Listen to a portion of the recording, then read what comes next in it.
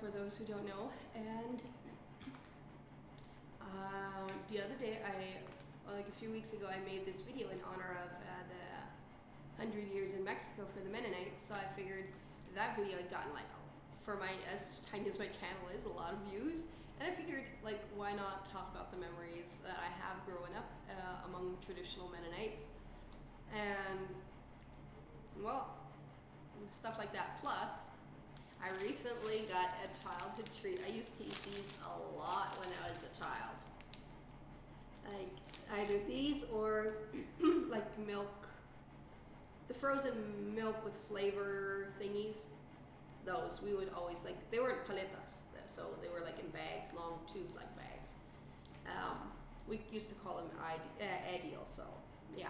Anyway, I figured I would open up one of these, and if you know where to buy these online, please send me a link in the comments, because I cannot find these anywhere online. The newer, like, they have all kinds of other kinds of chips too, but like these and the ones that are like the moon-shaped ones, the colorful moon-shaped ones, oh, I used to love that. Plus, one memory I have, like, of, we used to eat those a lot, and whenever we'd have a few cents. And one day, I had one of those moon-shaped ones, and I was eating chips, and all of a sudden I'm like, there must be a hard one. Like, maybe this one was no good anymore. Like, one of the chips, maybe it went bad or something, or like, maybe it went all hard, and I'm like, okay, taking it out, lost a tooth. Just like that. That was the best tooth I've ever lost, because I didn't even notice it. It wasn't loose, like, I hadn't noticed that it was loose or anything. So I mean, as a kid who's scared of dentists, and even as an adult, I'm scared of those still. So that was pretty awesome. And I have a teeny tiny little cold. Oh, also, I wanted to say sorry for not posting last week Friday, because, well, it was a holiday for us, so I was thinking about making one earlier and then just like pre-uploading it so that it would be available on Friday, but then I decided against it, so yeah. Anyway, sorry. So here's these chips. I haven't had these in, like, I had a bag a few weeks ago, because I keep saving these because I'm pretty, you know, tied up to them. I don't want to waste them. I want to really, really savor them. Because before that, I hadn't had these in more than 5 years. Well, no, more than 8. Close to 8, because the last time I was in Belize was before I got married. And yeah, I haven't been able to get any of these afterwards, so anyway, I went to school in the traditional Mennonite schools, like, and I remember like a few instances that, well, you learn, you grow. Well, you grow, you learn. And like, I had a teacher there, which I don't know if it was a standard teacher, but like, our teacher was pretty strict. Like, in traditional Mennonite schools, you're sitting. If you move your head, you will be punished. You sit straight, or you do this and write your stuff. You read, and you have to follow with a finger to make sure you will always know once it's your turn to read, that you will know where you're at, and you will just continue reading.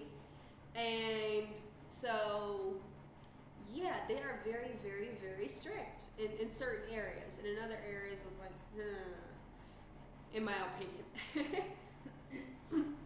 As most of you probably know, I homeschool my kids, but what happened to me once when I was a little girl, like, there was a commotion in the back, like something was going on, and I dared put my head towards the back, and then all of a sudden, like, and they had like benches with tables, and I had to like this and stand like this, looking towards the back for I don't know how long. It was like quite a while anyway. My legs were burning, and like, that was something I got punished for, and it's like, and it was an acceptable punishment according to them.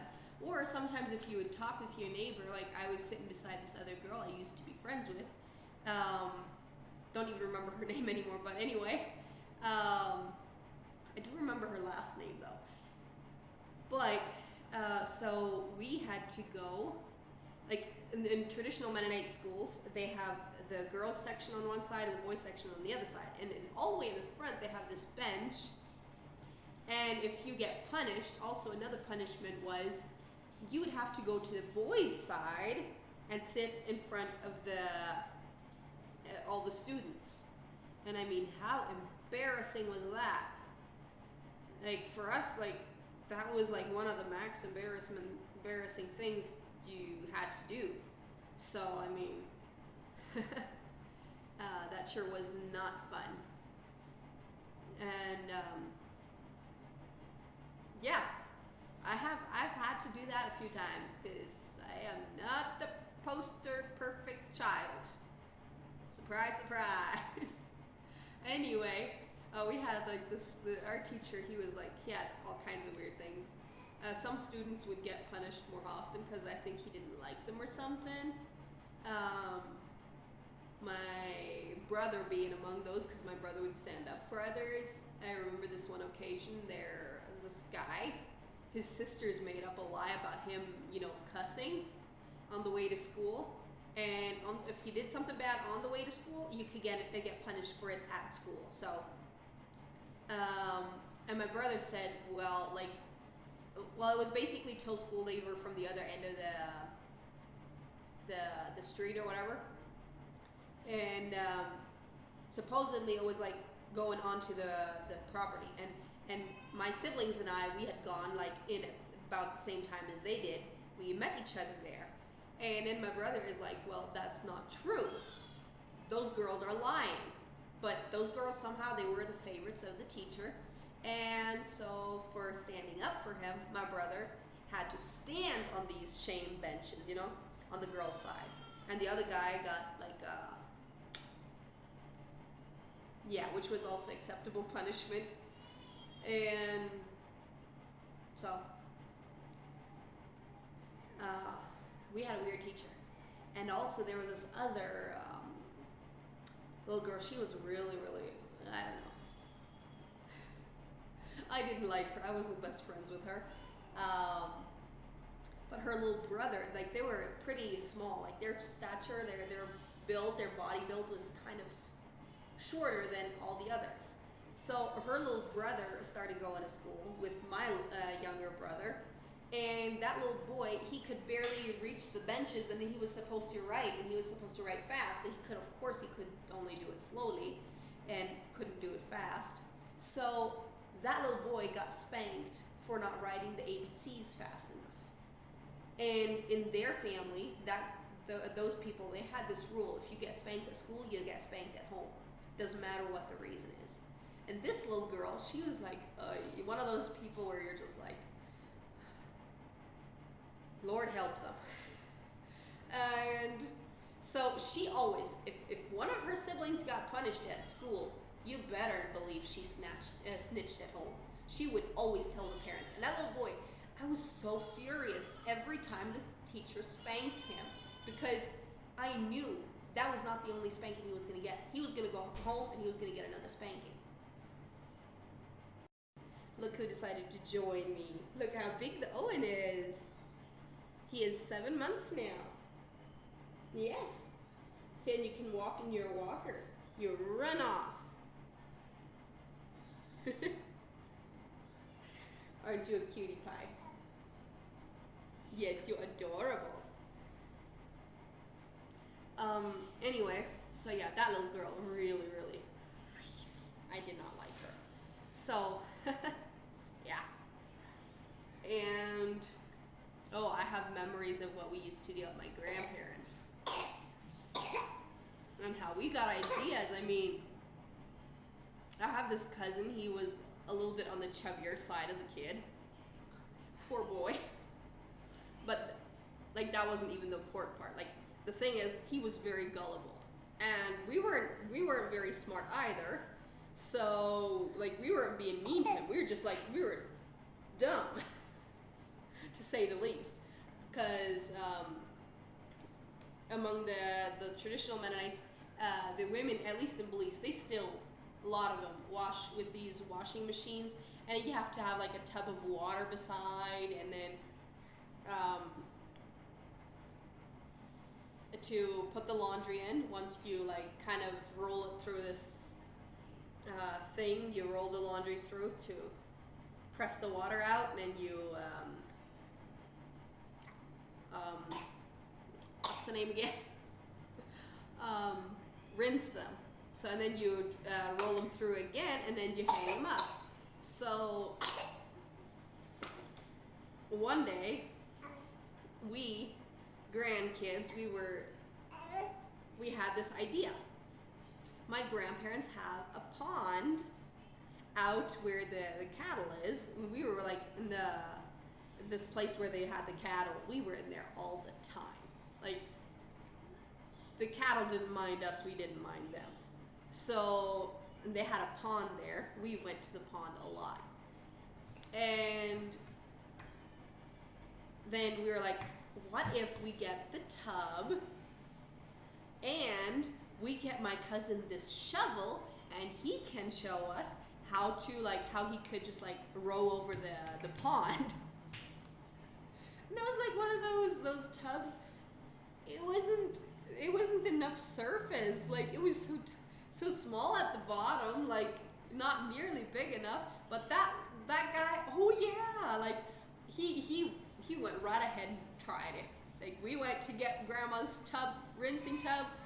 We went to get a shovel from Grandpa's equipment, and off he goes into the water, and he gets a little bit, like he does, it actually worked for a bit, but all of a sudden he moves the wrong way and flips over.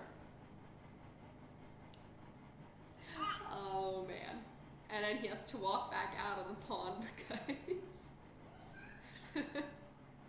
of course it wasn't deep enough to like really get into trouble or anything, but like, yeah, so he had to walk back out all sweat and stuff, and we got a serious talking to. Oh, the grown-ups were so not happy with us. And yeah, you're not supposed to do that. Yeah, my kids don't get to do like half of the stuff I used to get to do when I was a kid. Not safe enough. And they get to do other stuff I didn't get to, so I mean, it's fair. But that wasn't enough. Like, we were not smart enough. Like, we were testing more theories. Later one day, my grandpa had this huge tub. It was like, how big was it? Like, probably like 2 meters in diameter, maybe 2.5-ish. And that one was like made from like some metals type of stuff. I don't know what type, but anyway, so it was all the way empty, and that was where the cattle came to drink. So Grandpa tells us, you guys should keep an eye out for when it's full, and turn off the water so we don't waste water and make a mess, and the cattle has to walk through that mud. So earlier that day, we'd been hanging out in the barn, and we found these, what are they called again? The ones you use to row a boat, like the real paddles, like the actual ones for a boat. We'd found those, and then we're like, the tub, it's all basically empty. How about we just drag it and dump that little bit out, and we drag it to the pond, and my cousin try again, see if he can get over now. And we're like, I bet you can't get over, And we were like, So the boy gets in again, and wouldn't you know it, he gets on a little bit, and he's a bit of a chubbier guy, so he weighed more. He rows, and this time he actually has the correct paddles. He rows and, again, of course, flips over and has to drag it back out. And we're like, once he gets far enough so we don't get our clothes wet, we go and help him. But, I mean, that time we got a spanking, and we deserved it. I mean, that was well deserved. Like, who tries that again? Like, we got a serious talking to. Hey, Owen, what is it? the first time we tried it, and then we went a few days later and tried that foolishness all over again. So we shouldn't have tried that. Anyway, yeah. So that was one of the spectacles we did. And another thing we used to do a lot as kids, we would my parents had like bunches of mango trees, like bunches and bunches of. And yeah. We had swings on those mango trees, and like just made from rope. And we would like take the rope up, or somebody would be down there and really swing it till it got up. And we would climb up on the branches with the swing and sit in there or stand in there and then just like go down. Like, man, boy, I wouldn't let my kids do that these days, especially not as young as I did. I was 5 and I did that. Probably younger, but from 5 I am 100% sure I did that. I went up the trees and I swung down, and I like Tarzan style, you know, foot in the loop, going down and coming back up and standing on the branch. That was our goal, to try and do that. If we did that, yay, we did it. Now it's my turn. Hand over the swing. And also then we didn't have to have somebody on the ground to toss it up or climb up with it. I mean, so if we got back up, I mean, that was less work. And so yeah, I would not let my kids do that. I once sprained my foot, but that was from this other swing we had. We had built another swing, and that one was like 1 rope and 2 swings. And then we sometimes would just like use it as a merry-go-round, you know? Go in circles, go and go and go and go. And it was like a lower branch. And one day I'm like getting so pukey, so nauseous, and I'm like telling my sister, we need to stop. And she didn't want to stop because she was just like, she was having so much fun. And then I'm putting my foot down against the tree at the bottom of it, and I'm going to break. And I sprained my foot really bad, like, oh my. And then my mom, she was a chiropractor. And so I went back to the house as barely as I could. My sister had to help me. And it hurt so much. And then my mom, she's so sweet. She says, well, I can fix it for you, but it's going to hurt. And I'm like, hurt? No way. We're going to see if this goes away on its own. Of course it didn't. It got worse. It got swollen.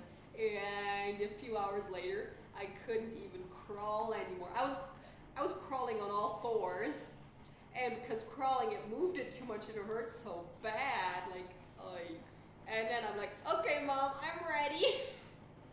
And then she put it back into place. But man, did that hurt. That was the worst pain I'd ever been through in my life until that point, at the very least. And so, yeah. But I was more careful after that with swings. That is true. And also, something I find curious, like just to throw in the mix here, since I'm all over the place anyway, telling stories. Hey, Owen. There we go. No more chips for you. Let's have you some tea. Something I find really curious is that I went to school. I was like one of the best students. I was very good. And yet, like, I could read very fast, perfectly, according to the teacher. But the thing was, I didn't understand anything that I was reading. You need to drink a little bit.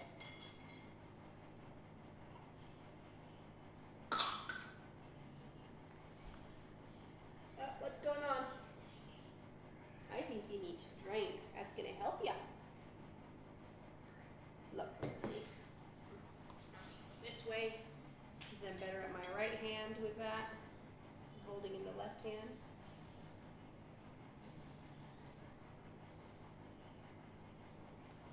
So I didn't understand anything I was reading. I was good at reading. I could I would speak High German during recess and on the way to school. On the way to school, we also had to speak High German. Speaking Low German was like a major offense, and so I could speak. I understood when there was spoken, but like if it was reading, I did not understand a thing.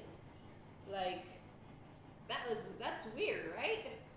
I mean, and when parents moved to Mexico and we went to a different school, I started, learning the different version of the High German, because the High German um, uh, that we spoke there was like a different, I don't know, dialect or whatever. Because I'm going to go home would be like in the High German that I first learned. Ich werde nach Hause gehen. Like that is really different. And then the High German dialect I learned here was Ich werde nach Hause gehen. Ich werde nach Hause gehen and Ich werde nach Hause gehen. Like you do hear the difference, right? And like there's like words that have even worse. I don't know. It was not. I got one of the words wrong. The Hause was not Hause. And Ich werde nach Hause gehen. Or Joy. I'm sorry, I'm messing this up. It's been so very long since I've spoken that, so I'm sorry. Ich werde nach Hause gehen. And the dialect I learned here was Ich werde nach Hause gehen. So that was so mega different.